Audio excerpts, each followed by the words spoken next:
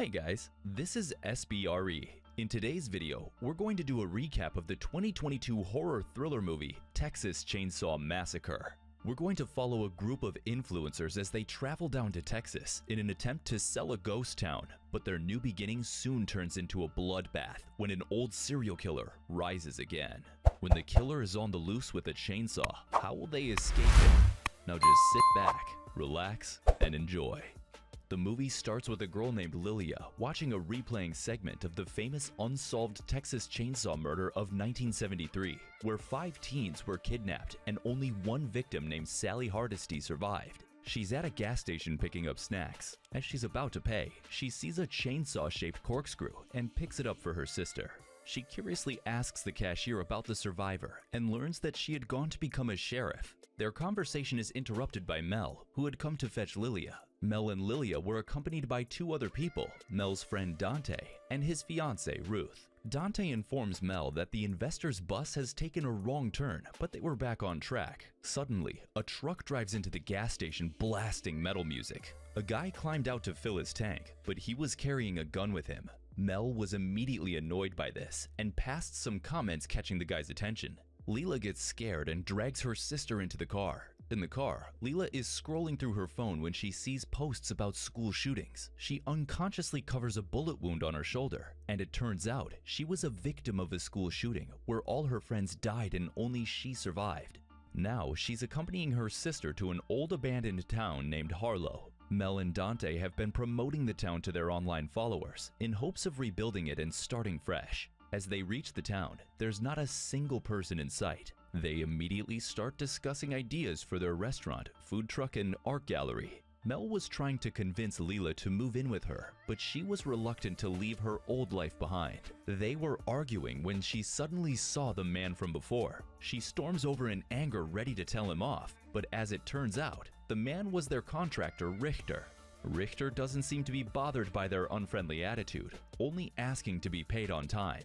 Leela was taking a look around when she found a Confederate flag hung outside a house. Everyone immediately starts fussing about removing it before the investors come.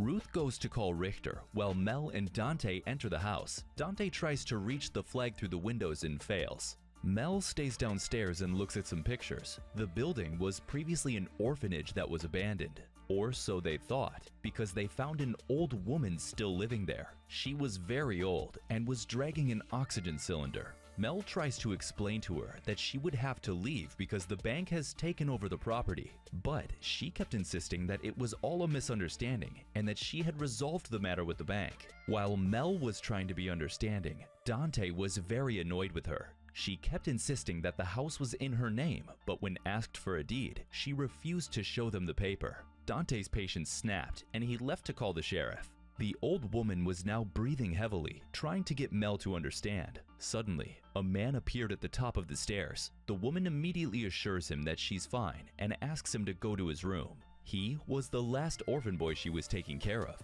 The sheriff comes and tries to take her out, but she starts puking.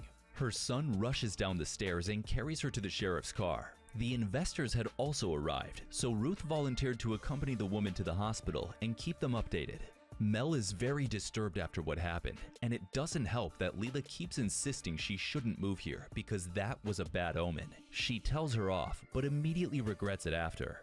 In the sheriff's car, the woman's condition is becoming increasingly worse, and just before she dies, she reminds her boy that he should stay away from her room. Ruth immediately texts Mel that the old woman had died. The son was still trying to put an oxygen mask on her to get her to breathe. The police officer in the back sees this and stops him, but the man suddenly grabs his arm and twists it, breaking the bone. He then stabs the man with his broken bones and kills him.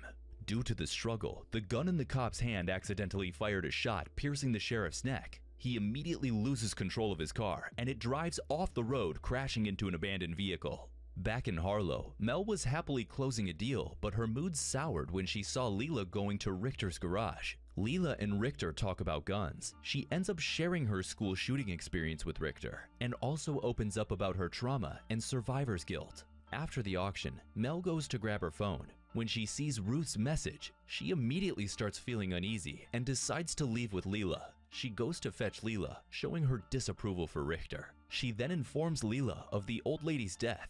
but unknown to them, Richter was also listening to their conversation.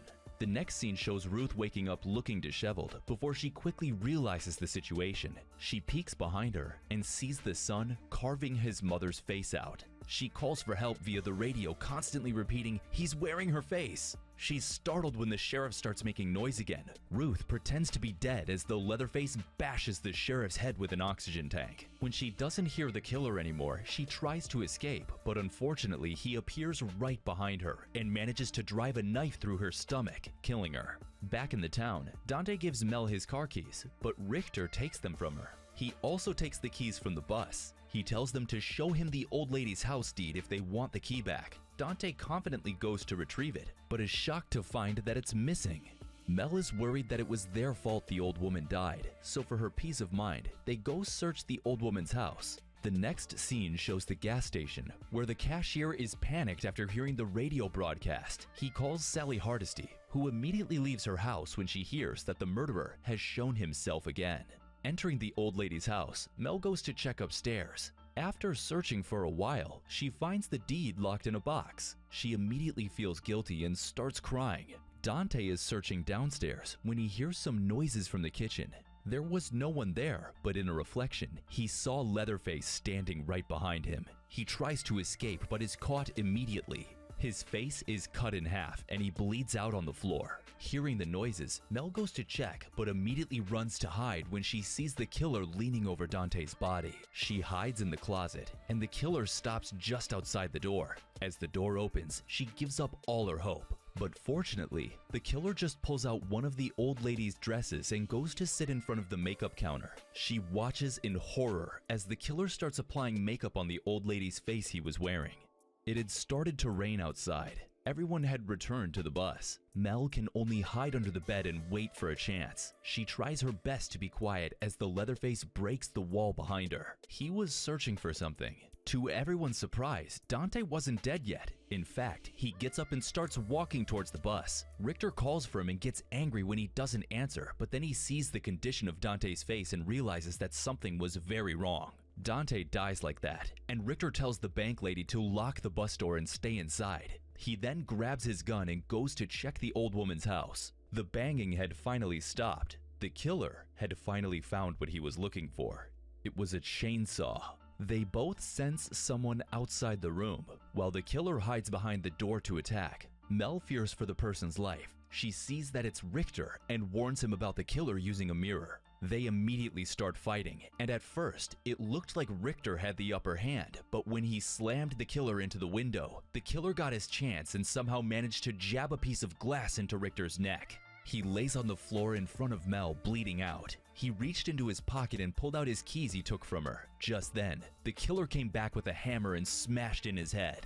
Mel waits for an opportunity to sneak out of the house, and when the killer retires to his room, she noiselessly sneaks downstairs, but halfway down the stairs, the killer appears behind her and throws a hammer at her. She comes crashing to the ground. The floorboard breaks beneath her and she finds herself in the crawl space underneath the house. She sees a window to exit and immediately dashes for it, but the killer is equally fast. He drills the chainsaw into the floor and manages to injure her. Back at the bus, Leela was tired of waiting for her sister, so she decides to go look for her, despite the bank lady's warning. The killer had finally cornered Mel and was about to kill her when he got distracted by Leela calling for Mel. Leela somehow finds Mel and helps her escape. They both run towards the bus. She throws the keys at the driver and urges him to drive. The bus starts, and it looks like they'll get away. But then, they heard the sound of a chainsaw again, and the bus suddenly stopped. The bus driver recklessly steps out to check, and not even seconds later, they find his head on the floor. The bus door was left open. Leatherface walked inside the bus, and the chaos began. The people inside the bus started recording him, not taking the situation seriously, but once the chainsaw started, all laughter was gone. The inside of the bus was a bloodbath. Everyone was dead. Mel and Leela had barely managed to lock themselves into the bathroom. They open up the window on the ceiling, and Leela climbs out, but before she can help Mel, the killer is already breaking the door. Mel stabs him with the chainsaw corkscrew Leela had gifted her, and while the killer is distracted, Leela immediately pulls Mel out. They run down the street and see a car. It was none other than Sally, the lone survivor of the previous Chainsaw Massacre. She allows them inside her car, but when they urge her to drive away, she refuses, saying she must fight and kill him for what he did to her and her friends. Now, the girls are locked in the back seat and can only helplessly watch Sally walk away to confront the killer. She finds the killer, but he doesn't remember her or has no interest in killing her. He simply walks out of the house and attacks the girls in the car. Thankfully, Sally manages to chase him away long enough to pass Mel her car keys, telling them to get away. They immediately get into the driver's seat and are ready to drive off when they see the killer attack Sally again. This time, she loses, and he drills the chainsaw inside her. Mel plans to run the killer over, but it doesn't work out because she loses control when the killer throws his chainsaw at them. They crash inside a building, and to make matters worse, Mel has a rod jammed into her leg, restraining her from moving. Mel decides that this is her end and urges Leela to run. After some convincing, she does run, and Mel helplessly sits there awaiting her fate. But when he's about to kill her, Leela shows up with Richter's gun. She successfully diverts his attention, but when she pulls the trigger, she realizes the gun is empty. She is chased into the streets by the killer, and he's about to finish her off when someone shoots him.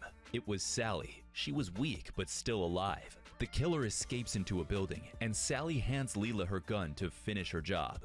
She walks into the building and follows the chainsaw sound, but the noise was a trap and the killer attacks from behind, knocking her into a pool of water. She manages to pull herself up, but the killer is right behind her, trying to drag her back into the water. He then pulls out his chainsaw, and she takes this opportunity to dash for her gun. The killer hits her leg with the chainsaw and makes her fall. Leela is sure this is her last moment, but suddenly, Mel appears. She jumps on the killer's back and pulls him away from her sister. Gathering her courage, Leela shoots the killer 2 times and finishes off the job when Mel attacks him with his chainsaw.